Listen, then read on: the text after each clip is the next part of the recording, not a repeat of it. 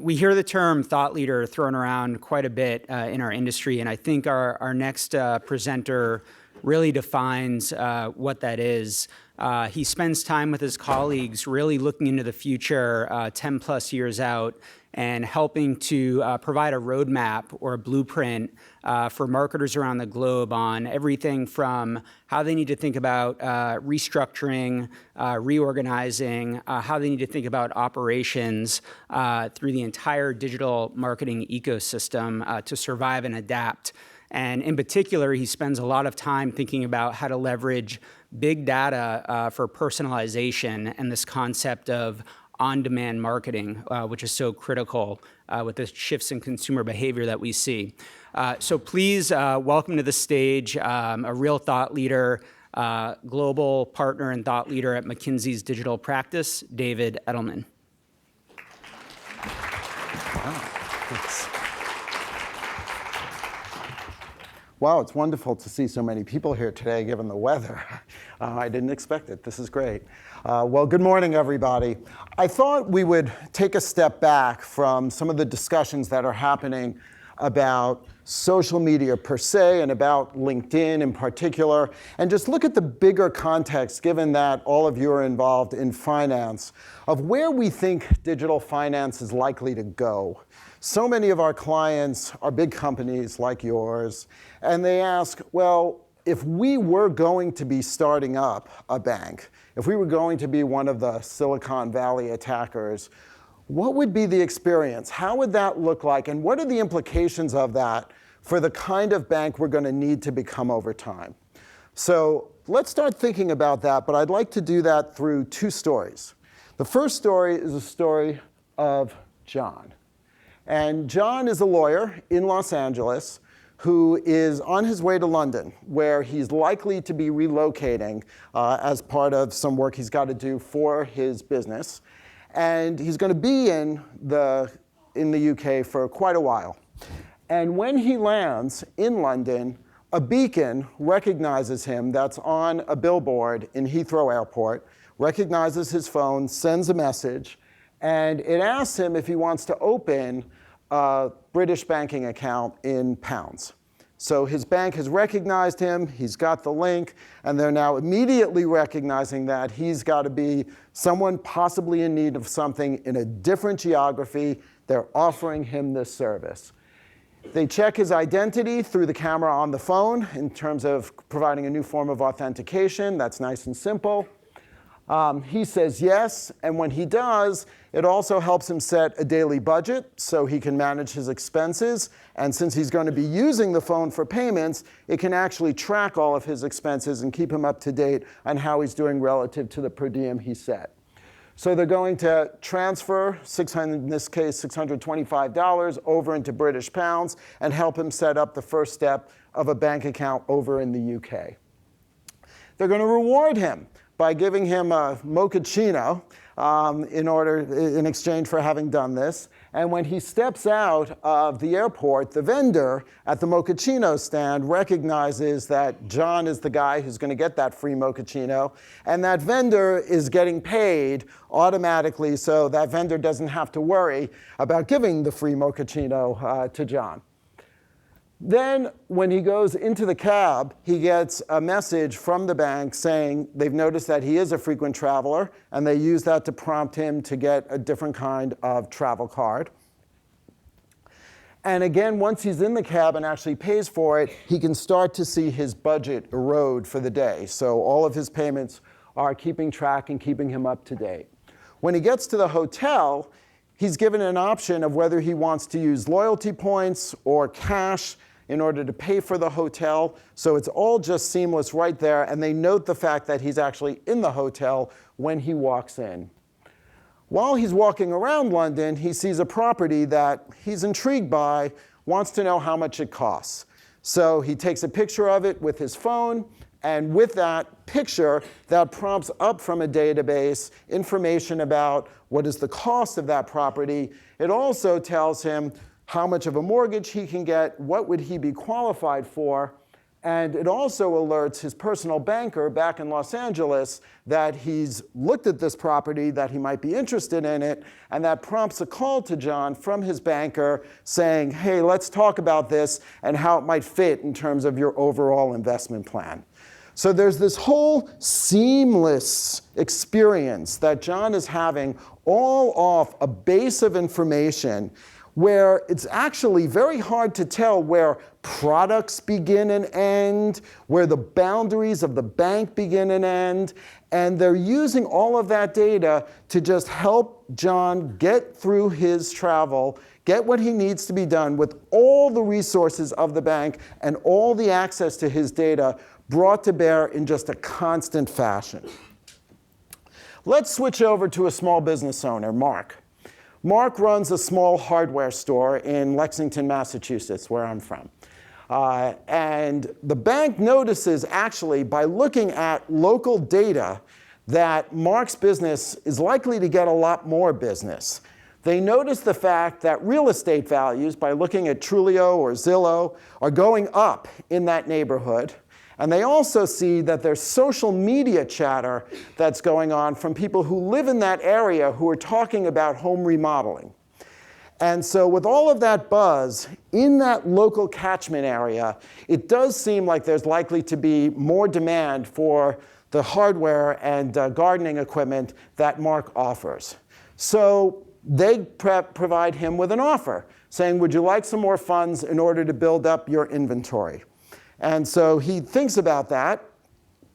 He applies. His line of credit is approved. The bank already has a base of data, but all of that local data is driving them to be a little bit more lenient in terms of how they would think proactively about credit. But then the really interesting turnaround is that the bank has deal offers to the people who actually use their bank card. And so they can offer Mark the ability to send offers through that platform to people who live in Lexington who might have mentioned something in social media that they're interested in doing home improvement. And so he can target offers to all the people in the local geography supported by the bank. So the bank itself now can help drive the commerce for Mark that will make it easier for him to pay his loan. And so they're just becoming an engine of growth for him based on their use of outside data, their use of his data, and the communication platform that the bank has to their customer base. So this is a pretty broad change in terms of how the bank thinks about its role relative to both John and Mark in terms of being a partner, always there, constantly using information to proactively provide services. And this is just showing some examples of the bank providing prompts to people who might be geographically near Mark's store. As we look around and see how people are using their mobile phones, especially for financial services, we've done a look at, through dozens of studies, we've looked at over 300 millennials, about 300 older boomers, and there's actually not a dramatic range in difference in terms of the financial service apps that are on people's phones. But what is interesting is how many of the financial service apps that people use are not from banks. They're for stored card value for retailers, they're for financial management services, they're for rewards that can actually give them value that then they could redeem. And if you start thinking about the boundaries of financial services a bit more broadly, there's actually a lot of competition at the top of the phone for a bank's app. And so that means that banks have to think a lot more creatively about the role they're going to play if more and more of the interactions that people are going to have with financial services come from a mobile phone. And we think there's actually a lot of economic value at stake here in terms of thinking about this transition. We did a pretty deep analysis for a mid-sized regional bank in terms of the opportunities to them if they were able to go all in and be dramatically more digital, but then also looked at what were the threats to their business of either large players or small players picking off different parts of their business, and what would that lead to.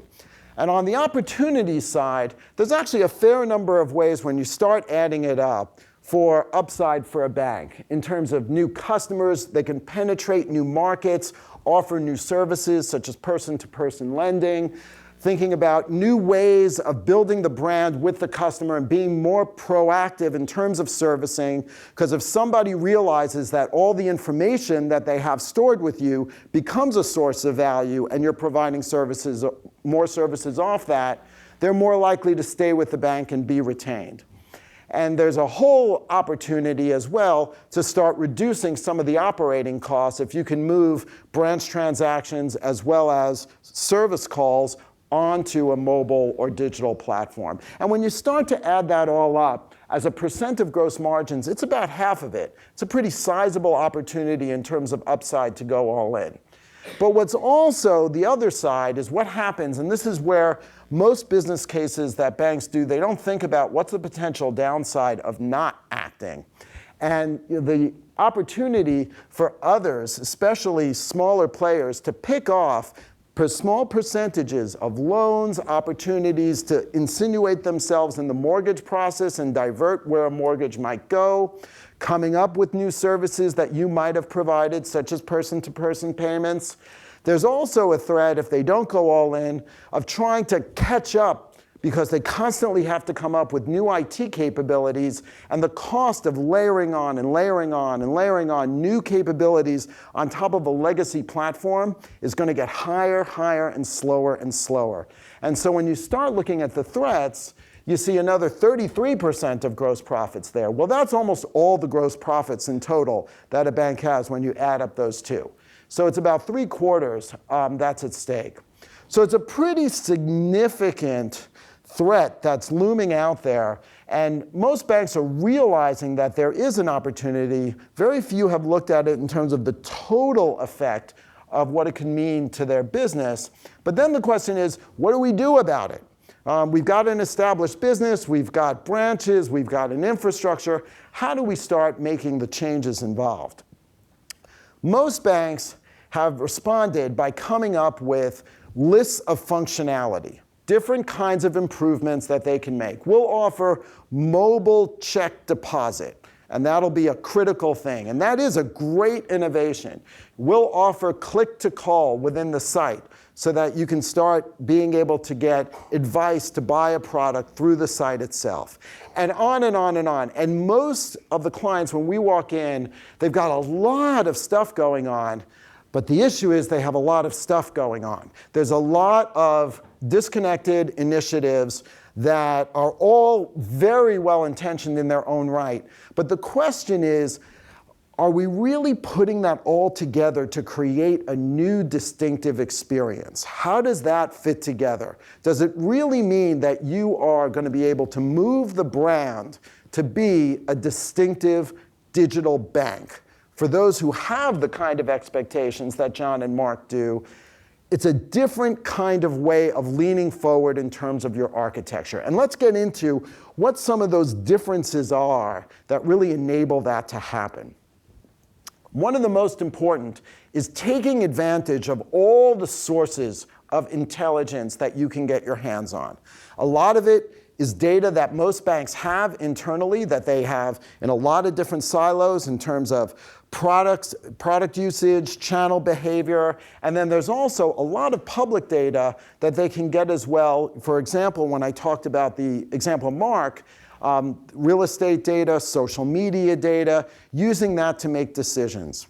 Well, there's one bank out there that's already, Capital One, starting to take all of this information and start to use that against people who are just coming in off the web and immediately triaging them in terms of a sense of where their credit is likely to be and making their landing page more appropriate with what they think is going to be the best offer for them.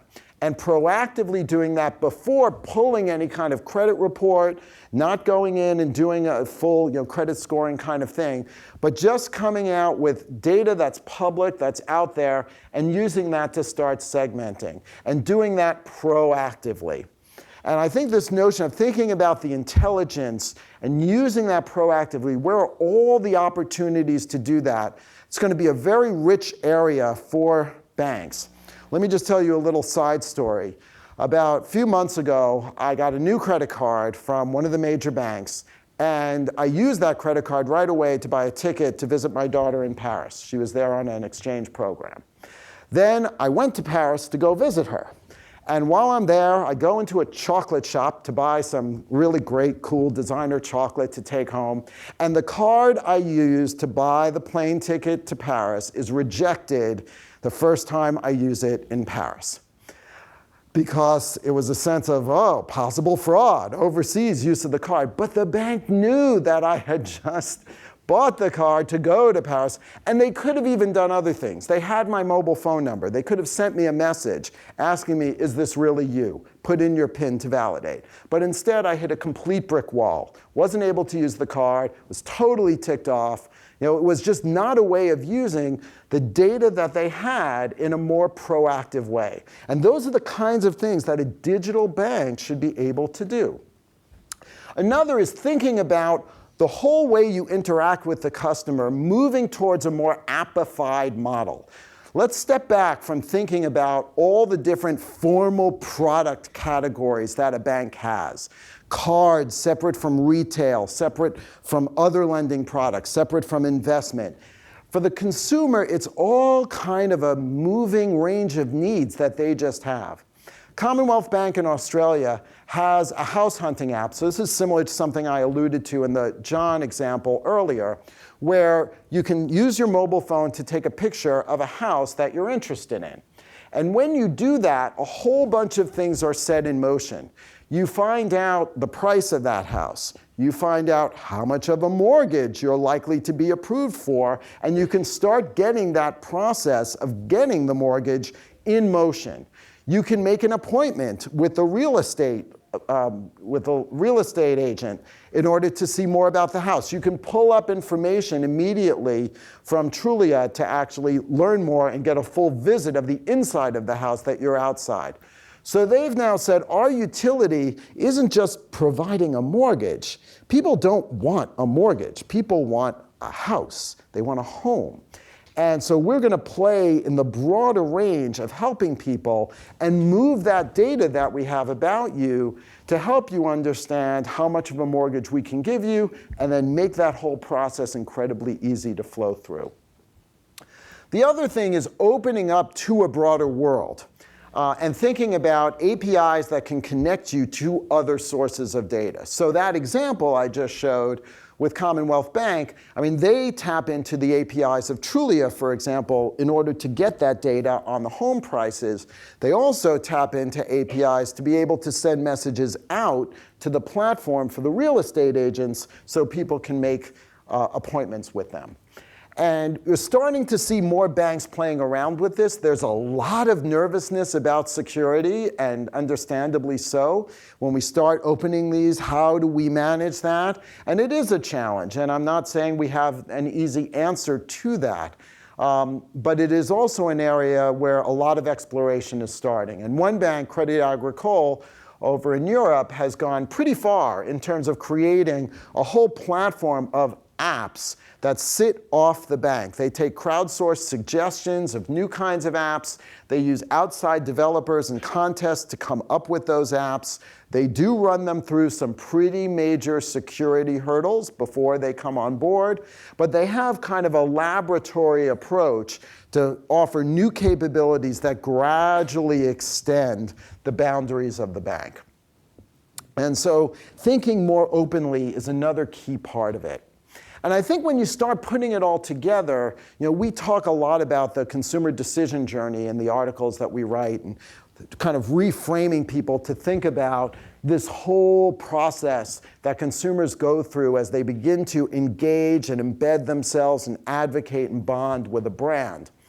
And I think what you start to see is that what distinguishes a brand more and more in financial services is not necessarily just the products. A credit card is a credit card. They become much more commoditized. What actually distinguishes the brand is the journey, is the way they interact with you, the way they bring information to bear, the nature of the content, the way that content can tap a need and actually provide a bit of an emotional, wow, I can really do that.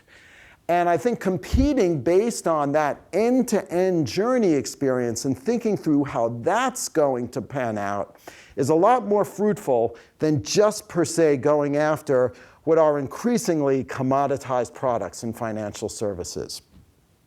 And if you're going to go there, then you need to start thinking about the overall experience digitization that you're going to deliver. And so we call this relationship experience digitization. We have a catchy little term, RED. And it's just what we talk about in terms of the process that companies start going through when they rethink the whole way they face their consumers in order to be more journey-centric, having that digital flow of data through that whole journey, and thinking about a much more holistic approach to the customer that's not just based on products. And it takes some work. It takes analytics to really dig into the data, understand the triggers, develop the algorithms that are going to drive the right content to bear.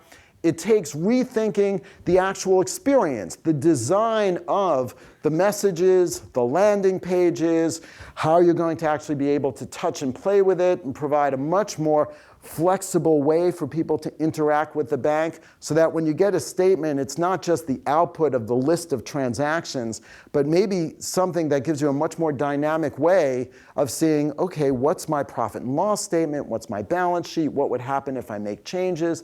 Let me interact with this. So thinking much more creatively about experience design. And then probably the thing that's most subtle of all, rethinking operations. Because when you're in the kind of environment where you're constantly having triggers every second for everybody in a segment of one manner that are being pumped out and actions being taken, that's very different than push marketing campaigns where, okay, how are we going to sell more cards this month? Let's see who's the right people for this offer.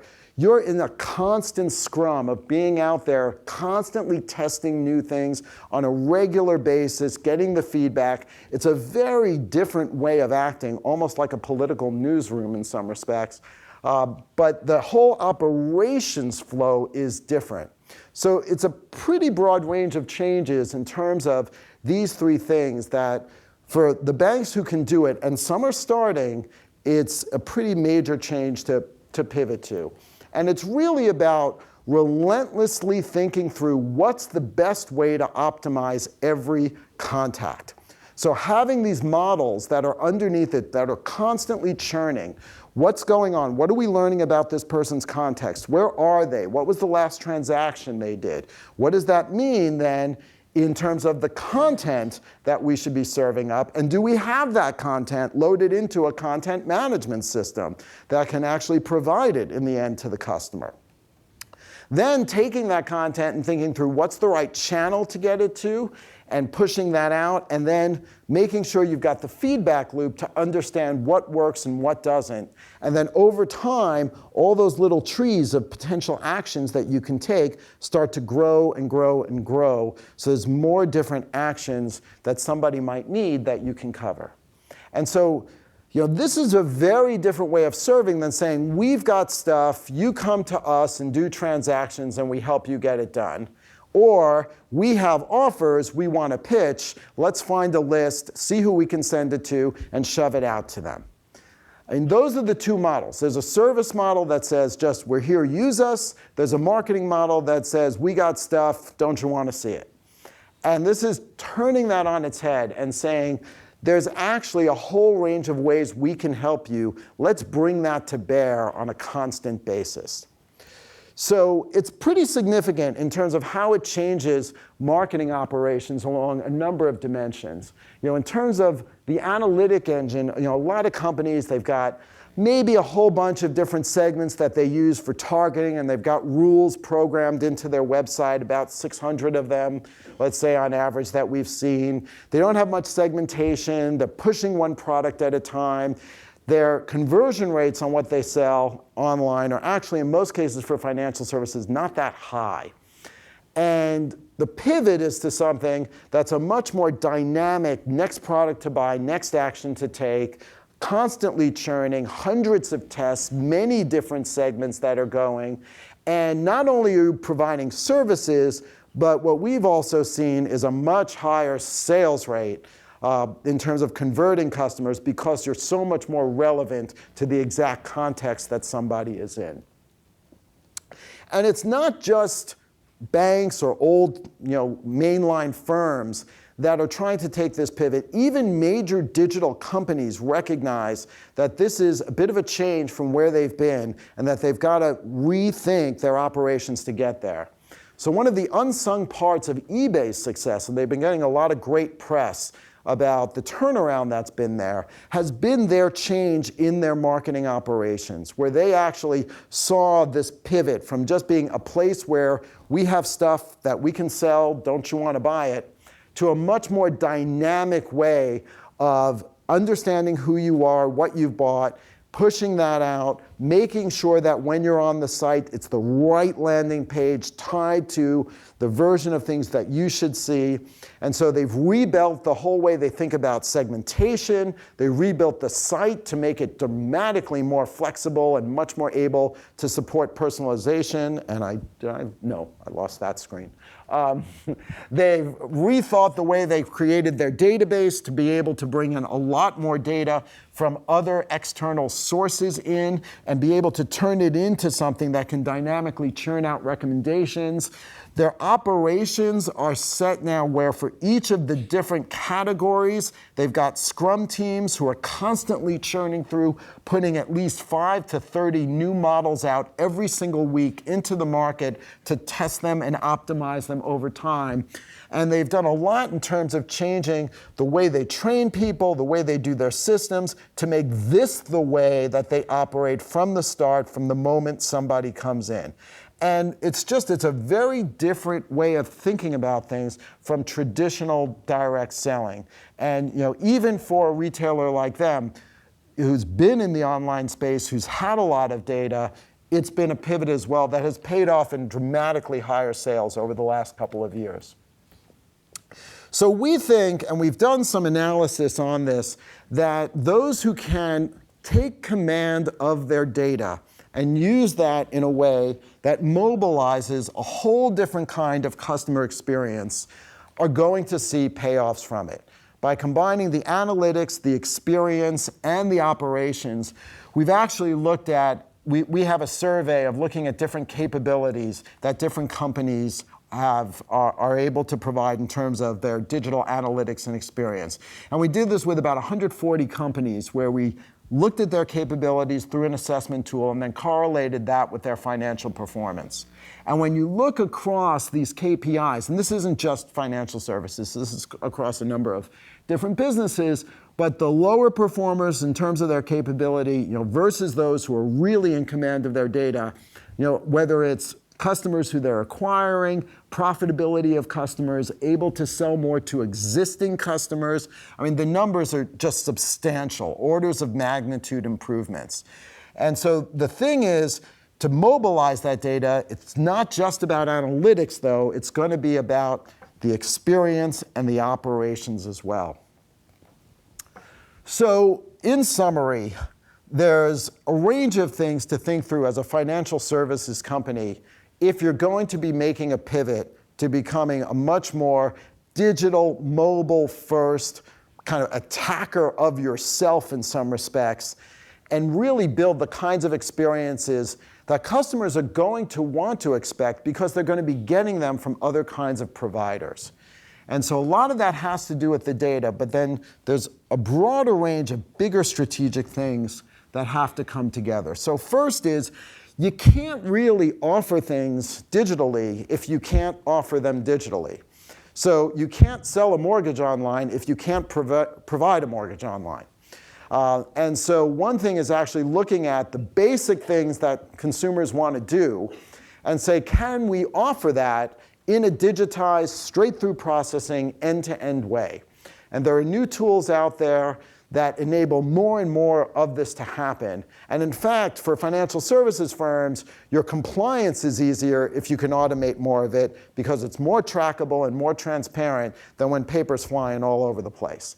So one thing is to really think about the processes that enable your basic services and products to happen. How can we digitize those in the first place?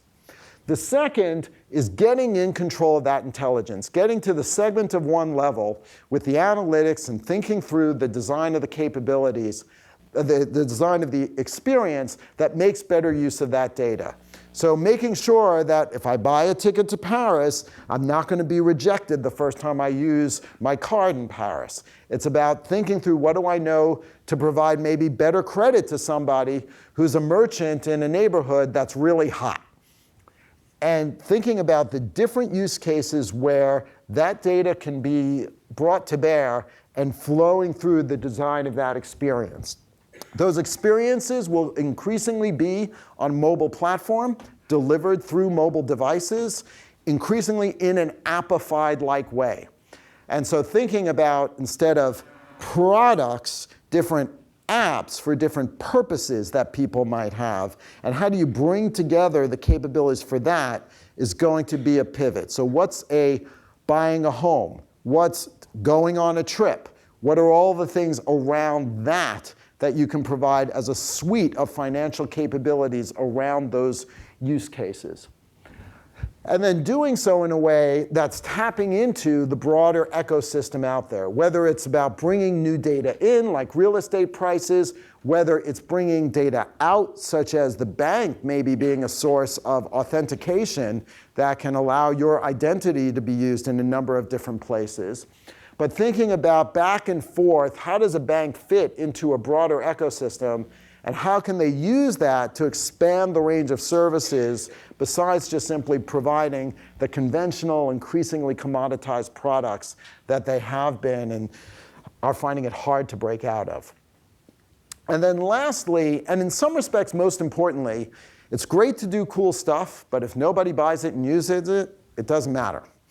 And so thinking about how you're going to tie all of this into a marketing engine that is relentless, that is constantly churning. What's the next best action? If somebody downloads a mobile app, can we get them to use it? Can we get them to make the first transaction, set up the first person to pay through a person-to-person payment system?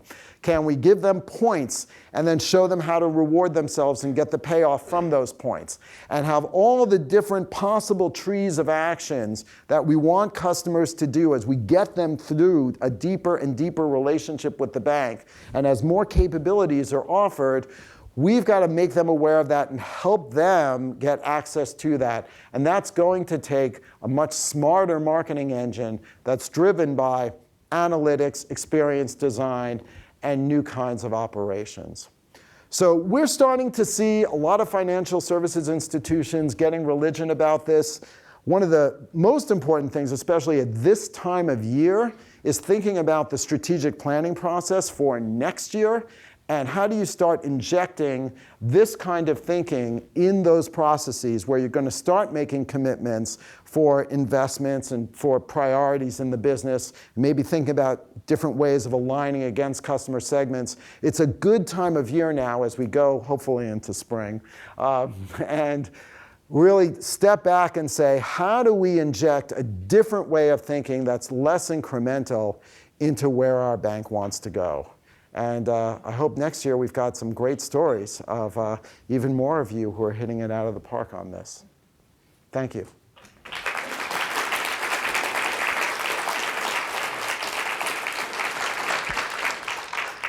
So we have some time for questions.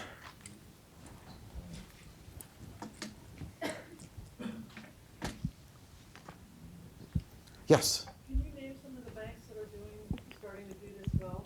I know you said Credit Agricole in Europe, but I'm not able to mention necessarily clients. Since a lot of them are clients of ours, I can't name names per se. There are banks, though, at all different stages. I mean, some of the ones that I cited before, Capital One has been very advanced at this for a long time. I mean, they also have Capital One Labs. They're one of the few who've actually set up a major lab. And if you go onto their website, this is all public. They talk about their use of APIs. They talk about their use of creating different kinds of models of how products will be developed over time. That one's totally in the public sphere. It's a good one to check out. Any other questions? Yeah. Yeah, can you speak to the talent that would be needed in financial institutions to make this kind of change happen? Talent's a significant issue.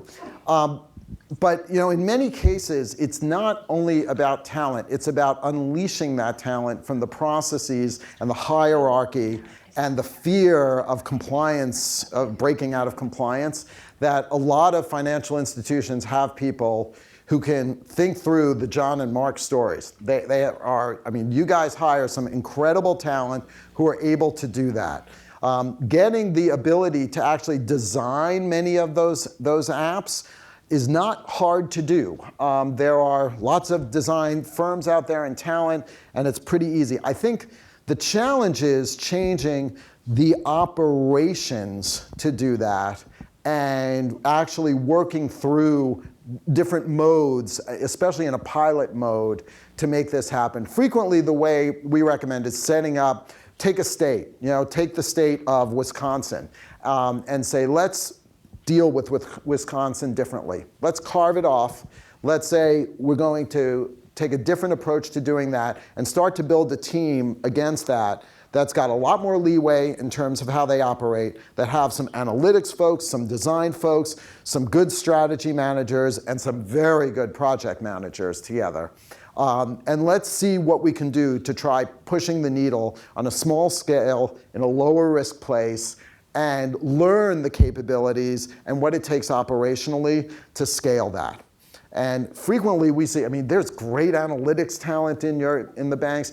A lot of it is just, it's not generally people, it's around the processes and the policy and breaking through a lot of the constraints. And it's hard to do unless you say we're going to take something or a segment. Some take the upper end segment, the segment just below private banking, for example. And how can we take that high end segment who's going to be very mobile, very digital, and can we treat them differently and work that through? So sometimes it's taking different slices of the bank and trying to work through a different way of operating. In the back? Yeah. Hi, and thanks for this. This is very motivating. Good. I think it's very clear to see how this applies in the consumer space, and the bank example is one. For some of us who work for insurance companies, it obviously makes sense on the consumer level for insurance too. But what are your thoughts around firms that are a little more B2B and more service-oriented, maybe a little bit like McKinsey, and how this all fits in there? Yep, sure. Well, we've had our own journey as well in terms of digital marketing at McKinsey. We've gotten to a point where we've done some testing of using social media, using LinkedIn in pretty interesting ways. I'm an influencer out there, and we've actually tried to test how different kinds of putting out thought leadership, what does that mean in terms of the messages we want to put out, who's responding, how do we take those responses and decide who the right ones to follow up on and make sure we've got a capability to follow up if people are interested in having the right kind of conversation, and setting up the processes so if we're going to go out there with messaging and people are going to respond, we can interact with that. I think for most B2B companies, especially in financial services, a big part of what you do is thought leadership. And content is going to be critical. So one aspect that we touched on here, but it's different in B2B, is content management, really thinking about your content supply chain. You probably have, in many cases, a lot of you, publishing operations that rival McGraw-Hill's. We actually looked at one of the investment banks and actually said the range of content was actually bigger than McGraw-Hill's. And yet they had no processes to really manage that in a formal publishing way, in terms of really thinking through the discipline of who's creating, who's editing, what's that workflow, how do we set it up so that content can be reused, how are we going to tag it to make sure all the different segments are going to be able to see that, how do we track that on the back end to understand which segment works through which channels, and bringing a whole set of disciplines around that content supply chain. There's a lot of opportunity there. I think there's also opportunity in looking at all of the touches that you have with your customers. You invite them to events. You have sales forces call on them. You have people who call on them. Often that data is in a lot of different databases. And it's not necessarily clear how that all stacks up in terms of the correlation. Maybe you can't get perfect attribution, but you can find general correlation between different kinds of touch points, of journeys, and how people actually react. And there are tools now that can bring that data together. One that we've used is ClickFox, which is a great tool for just swooping up a very simple way, metadatabase of all the touch points you have, and using that to actually model how different journeys result in different outcomes. So there are a number of ways that I think some of these principles can apply. Some of the tools are different, the priorities are different, but it is around thinking about the analytics, the targeting, the content, and the operations. Any other questions? People are hungry for lunch? Okay, thank you.